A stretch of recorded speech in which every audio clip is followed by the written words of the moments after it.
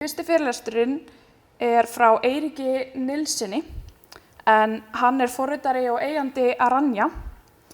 Þessi fyrirlestur fjallar þann tækniarkitektúr sem hefur verið settur upp fyrir Ísland.is. En Eiríkur akkurat hefur leitt faghóp þessi málefni hjá Stafrænu Íslandi. Gjörðu svo vel.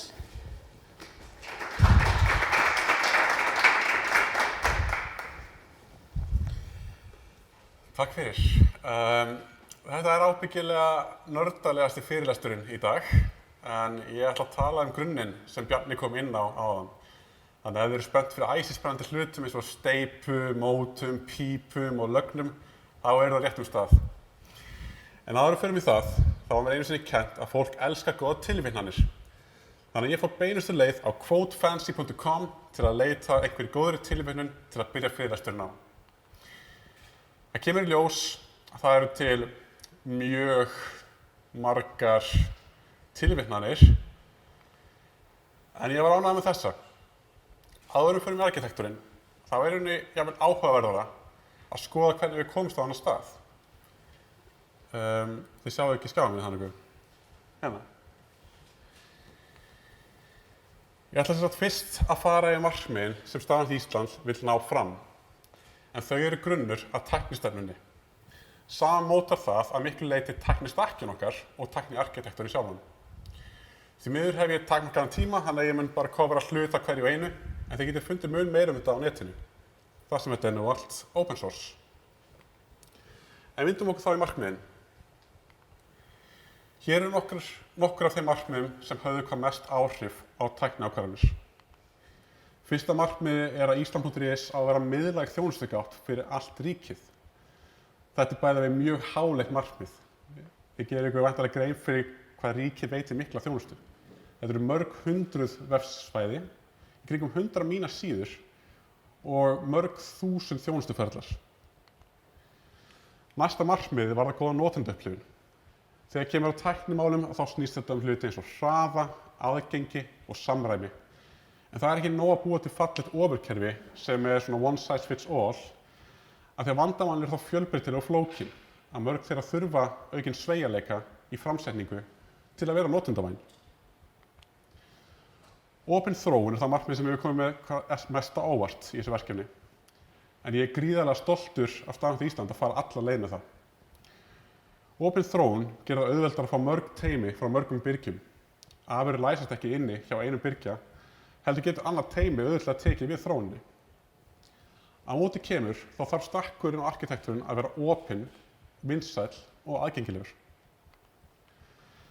Að lokum þá þarf alltaf að borga sig.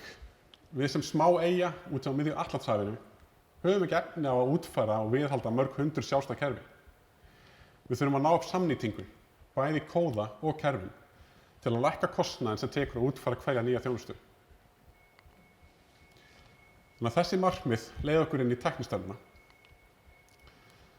Tæknistefnan tekur fyrir hvernig arkitektúr við viljum sjá og hvernig teymi eiga að vinna.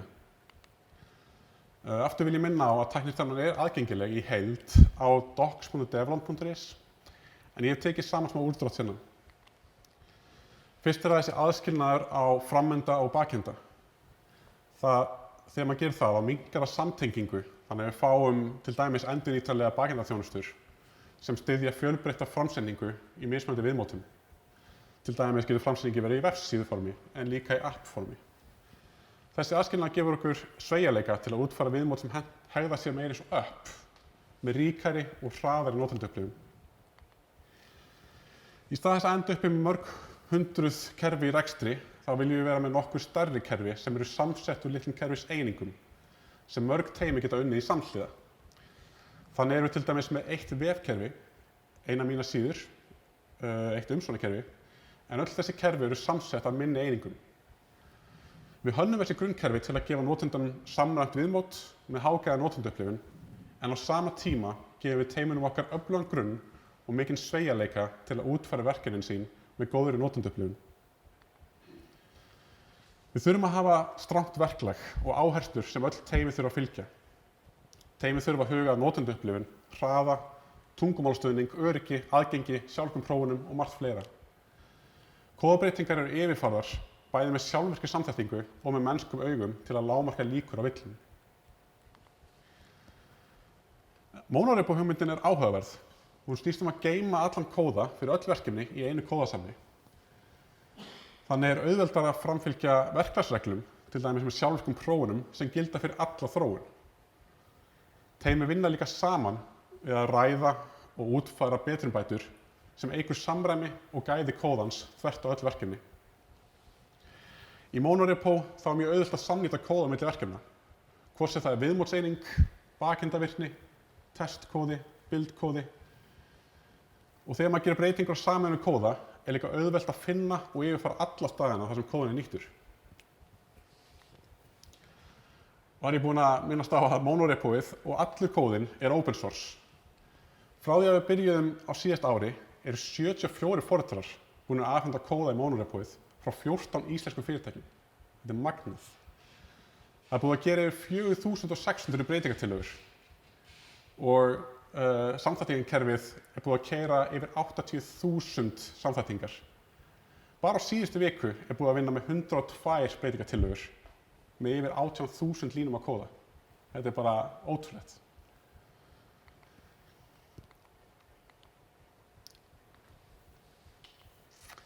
En þetta var smá bútur úr tæknistefnunni. Þá erum við tilbúin að skoða tæknistakkin. Stafrænt Ísland ákveður þann tæknistakk sem öll teymi eiga að nota. Þar með talið forritunarmál, kóðasöfn, tól, gagnagrunna og þjónustur. Þetta er gert til að auka samræmi og samnýtingu á kóða, en líka til þess að mismunandi teymi geti auðveldlega komið inn í öll verkefni. Aðalforsendunar á bak við val á tólum rímar við markmiðin og tæknistefnuna sem ég talaði um áðan. Þau eiga helst að vera opnar lausnir með mikla notkun, sveigjanlegar og áreiðanlegar. Þetta eru helstu forritunartólin sem við notum. Ég gæti örugglega eytt klukkutíma bara í að tala um þessa glæru. En ég vil sérstaklega benda á nokkra hluti. Við skrifum allt í TypeScript til að fá meiri áreiðanleika en í JavaScript. Þið velti kannski fyrir ykkur af hverju var ekki valið .NET fyrir bakendan, eða Java, eða Python, eða Ruby, PHP, Go, Turbo Pascal. Fyrir mér er þetta í rauninni svarið við spurningunni. Node.js var í rauninni minnsti sannunarinn. Hann fjarlægir í rauninni forritunarmáli sem hindrun til að fá fleiri teymi á verkefninu. Þessi teymi þurfa hvort meira að kunna TypeScript fyrir framöndan. Og í bónus fáum við samræmi, samnýtingu og allan kóða í eitt repo. Að mínu mati er stærsti veikleikinn við tæknistakkin okkar þegar maður þarf að tala um öll þessi tól. Node.js, Nest.js, Next.js og NX í sömu setningu. Ég prófaði að segja Nest.js og Next.js satt í skiptis. Nest.js, Next.js, Nest.js, Next.js. Það er skvíðið. Já. En þegar kemur á DevOps-tólum þá notum við helst leiðandi open source lausnir nema í mjög ákveðnum tilfellum þar sem tólamarkanum er með gífurlegt forskot á opna lausnir. Þrátt fyrir að við séum að nota mikið af cloud-hýsingu og þjónustu fyrir skölun og áreiðanleika á Ísland.is, þá erum við með plan B ef landið skyldi lokast af einhverjum ástæðum. Mér finnst gaman að ímynda mér þetta plan í rauðri möppu í læstu neðanjarðarbyrgi sem bara Bjarni Ben hefur aðgangað. En þá hjálpar að allur infrastruktúrin er skilgreindur í kóða með Terraform og Helm til dæmis. Það auðveldar verulega að endurframkalla allan infrastruktúrin í nýju umhverfi. Þá erum við loksins komin til titilefninu. En fyrst vil ég aðeins tala um tól sem við notum til að lýsa tækniarkitektunum og búa til yfirlitsmyndir. Þetta er C4 líkanið og það snýst það að visualisera, afsakið í slétti, en hugbúnaðararkitektur á 4 stigum. Það þýðir að það er hægt að þysja inn alla leið frá heildaryfirlitinu alla leið niður í klasarett. En vesenið með svona yfirlitsmyndir er að þær verða úreldar strax sem maður er búinn að búa þær til. Þannig að þar kemur tól sem heitir Structureizer inn. Structureizer er tól sem leyfir okkur að skilgreina hugbúnaðarkóðinn, hugbúnaðararkitekturinn sem C4 líkan í kóða. Structureizer getur þá búið til yfirlitsmyndir sjálfkrafa út frá líkaninu. Strax að líkaninn breytist, til dæmis ef við bætum við nýrri þjónustu eða innleiðingu, þá uppfærast allar yfirlitsmyndirnar sjálfkrafa. Þessar yfirlitsmyndir eru engin meistarverk í hönnun, en það er magnað að smella á kassa og flakka heildararkitekturinn. Og þar sem arkitekturinn er skjalaður í kóða, þá er auðvelt að varpa honum upp á fjölbreyttan hátt. Svona framsýningar geta verið mjög hjálplegar til að rekja rekstrarvandamál til dæmis. Eins og fyrir í sumar þegar Contentful fór niður, þá gaf þetta graf okkur yfirsýn yfir hvar og hvernig þjónusta var notuð og hver áhrifin væru. En nóg það, vindum okkur í arkitekturinn. Þetta er sem sagt einfaldað kontekst eða svona yfirlit yfir grunnkerfi Íslam.is. Ég ætla að kafa ofan í kannski helstu kassana sem þið sjáið. Fyrsta púsluspilið er vefsíðan Íslam.is sjálf. Þessi er vefsíðan sem þið sjáið þegar þið fara á Íslam.is, en hún er útfærð í React og Next.js. Á bak við tjöldin er API-lag sem hjúpar efni frá Contentful, útfærir leit í Elasticsearch og margt fleira. Kerfið er samsett þannig að auðvelt er að búa til nýja tegundir af undirsíðum, þar má nefna sem dæmi stofnanarsíður, reglugerðarsamnið og vörulista yfir vefþjónustur. Það er búið útfært til 15 tegundir af þessum undirsíðum og hver af þessum undirsíðum getur sótt öll þau gögn sem þau þurfa í gegnum API-lagið. Þegar notandinn smellir á innskrá, þá opnast annað kerfi sem heitir þjónustugáttin eða mínar síður. Hann Óli mun kynna þessa vöru betur á eftir, en ég ætla að renna eldsnöggt yfir arkitekturinn. Þetta er sem sagt React vefapp sem er samsett úr mörgum kerfiseiningum. Þjónustugáttin er hönnuð til að styðja umboð og þjónusta einstaklinga jafnt sem fyrirtæki og stofnanir. Þannig myndi fyrirtæki til dæmis sjá kerfiseiningar tengt fjármálum en ekki tengt heilsu. Hver eining getur þá sem sagt bætt við færslu með veftrið, kubbum og forsíðuna út frá auðkenningu notandans. Þegar maður er komin inn í einingu, þá hefur hún fulla stjórn á allri framsýningu og getur unnið með öll þau gögn sem API-layerinn býður upp á.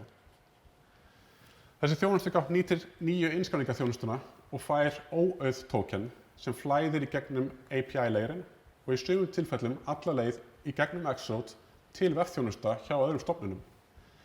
Það þýðir að þessar vefþjónustur vita þá hver endanotandinn er og geta útfært aðgangsstýringu og audit-loga með upplýsingum úr access-tokenum. Næst er það umsóknarkerfið, en það er annað React vefapp sem sér umsóknir. Gunnar Ingi mun kynna þessa vöru betur á eftir, en það er sem hannað til þess að safna saman gögnum frá notanda, ýmist legið inn handvirkt eða sótt sjálfkrafa frá öðrum stofnunum.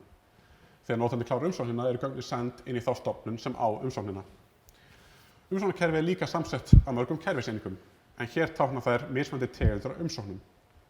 Það er komin 20 umsóknarsnið inn í þetta kerfi. Og það styður áhugaverða blöndu af samræmi á milli umsókna, en líka sveigjanleika fyrir flóknari umsóknir. Þá erum við komin að vefþjónustulaginu. Þetta er langflóknasta grafið í dag. Það sýnir margar af þeim þjónustum og innleiðingum sem við erum búin að útfæra í vefþjónustulagið okkar. En það vantar ennþá heilmargt inn á þessa mynd. Öll viðmótin okkar senda GraphQL fyrirspurnir á GraphQL APAN sem er efst uppi. Hann er útfærður í Next.js og er samsettur á mörgum kerfiseiningum. Sumar einingar hjúpa okkar eigin örþjónustur, aðrar hjúpa þjónustur frá öðrum stofnunum í gegnum Xroad, en aðrar hjúpa gögn og virkni frá skýjaþjónustum eins og Contentful og Amazon. Við búum aðalega til örþjónustur til þess að varðveita gögn, til dæmis umsóknir.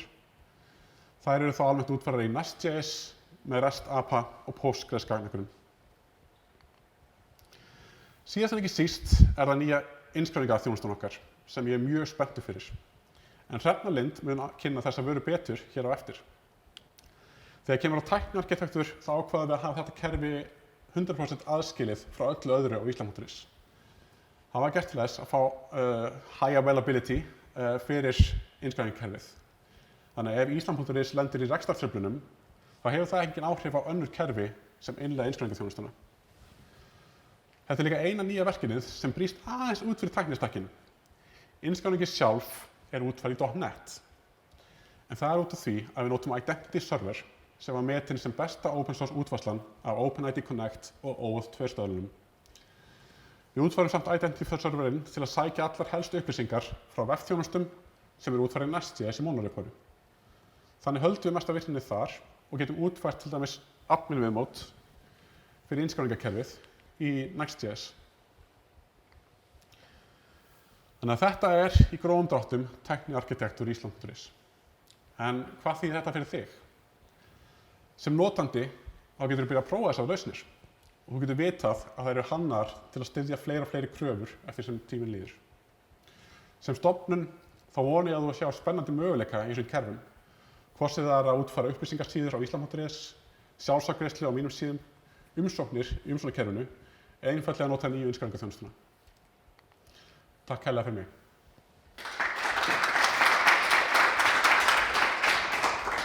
Takk kærlega fyrir þetta, Eiríkur. Ég ætla að fá að henda á þig einni spurningu áður en ég kynni næsta fyrirlesara og við komum ennþá dýpra ofan í allar einingarnar sem við höfum talað um. Hver ertu spenntastur fyrir varðandi tækniarkitekturinn? Það bara, já, ég er spenntastur að klára grunninn og byrja að útfæra allar þessar lausnir sem eru á dagskrá og ná upp þessum hraða. Við erum að komast þangað og líka bara það margt spennandi eins og appi sem hann kynnti í morgun og tilkynningaþjónusta þar sem maður getur kannski stillt hvernig tilkynningar maður vill fá.